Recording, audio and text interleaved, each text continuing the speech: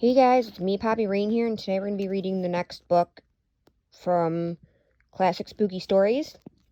I figured since it's Vlogtober, we could do some Halloween poems and stories. Let's see what we're reading next. Here, guys. I don't even honestly remember where we left off.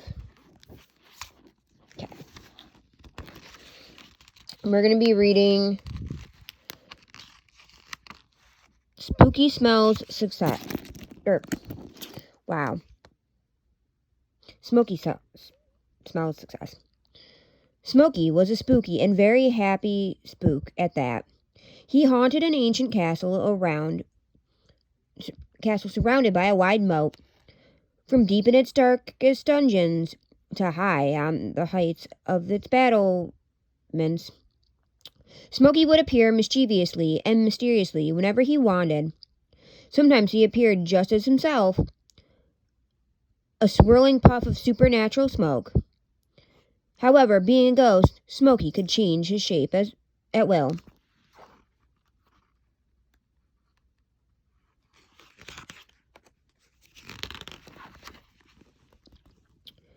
What shall I be next? The spook wondered, while he hovered over a big old wooden chest deep within the castle. How about Headless the Horrible, or Sir Percy, the chain-dragging prisoner?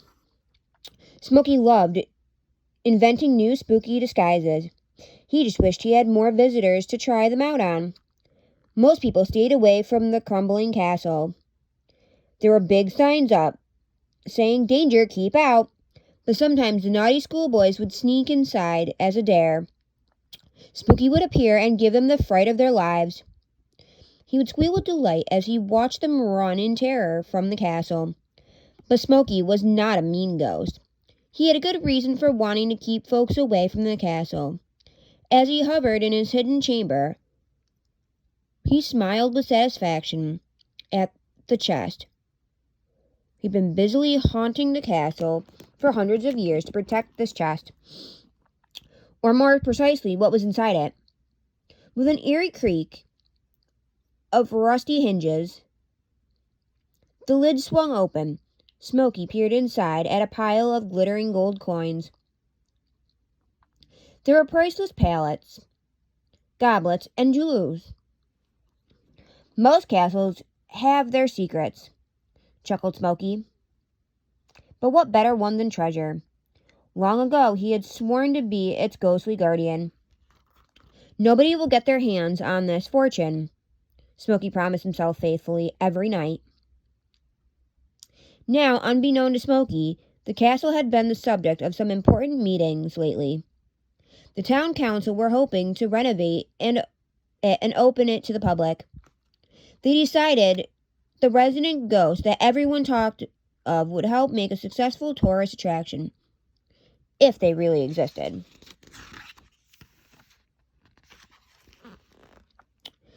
So it was that one morning, Smoky heard a car pull up. A man and a woman climbed out. They walked slowly around the castle walls, making notes and looking very serious indeed.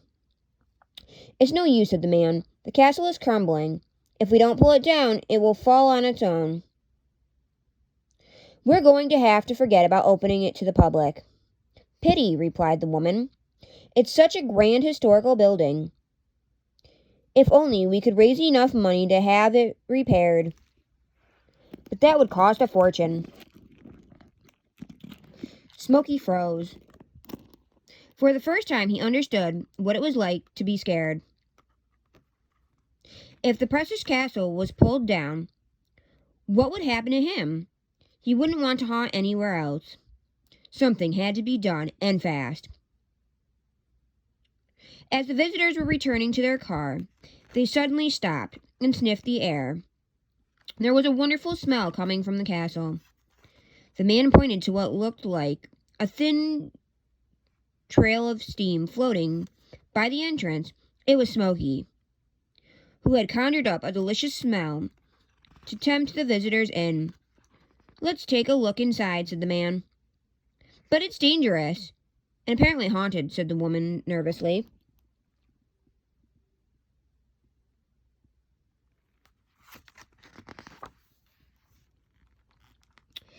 "We'll be careful," said the man. "I have to find out what that incredible smell is coming from." They followed the lovely smell into the castle. Smoky led the way, disguised as a thin trail of smoke. For once, he didn't want to frighten his visitors away. They crept quietly along the corridors, glancing nervously over their shoulders. But there was no spooks to be seen. Smoky made a secret door in one of the walls, swinging wide open.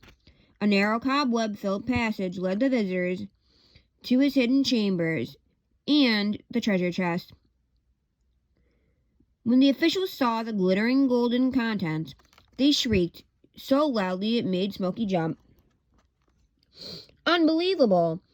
There's more than enough money here to rebuild the castle 10 times, cried the man. "We'll be able to turn the castle into an incredible museum," added the woman.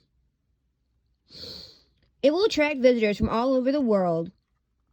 The delicious smell had gone. The visitors shivered and glanced uneasily around them. "What about the ghosts?" said the man. "Maybe they're friendly ghosts," said the woman. "But let's not stick around to find out."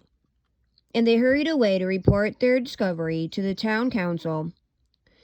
Shortly, workmen arrived to restore the castle. At first, they were nervous, looking and listening for scary sights and sounds. But Smoky stayed out of sight. He wasn't going to spoil the chance to save his home after all. What better use for treasure was there than this? When the castle was finally open, excited crowds flocked in, to marvel at the gleaming treasure on display, and crept eagerly along the dark and winding corridors, hoping to catch a glimpse of one of the famous ghosts they had heard of. But there were none to be seen. Spooky felt he owed it to the town council not to scare the visitors away, so he stayed well hidden. Then one day the mayor paid an official visit, accompanied by the council leader. "It's such a pity this castle isn't haunted after all," said the mayor. "I know," said the council leader. "We're doing well, but that would really put this castle on the map." You can guess who was listening. Smoky chuckled with glee when he heard that what was really needed was a ghost. He was more than happy to oblige. The mayor almost jumped out of his skin as Smoky suddenly appeared before him, dressed in as a court jester, then disappeared through the wall. After that, Smoky had a wonderful time trying out all of his disguises on the nervous visitors, who trembled with excitement as they searched the castle for ghosts. After all, everyone liked being a little scared now and then, don't you? The end.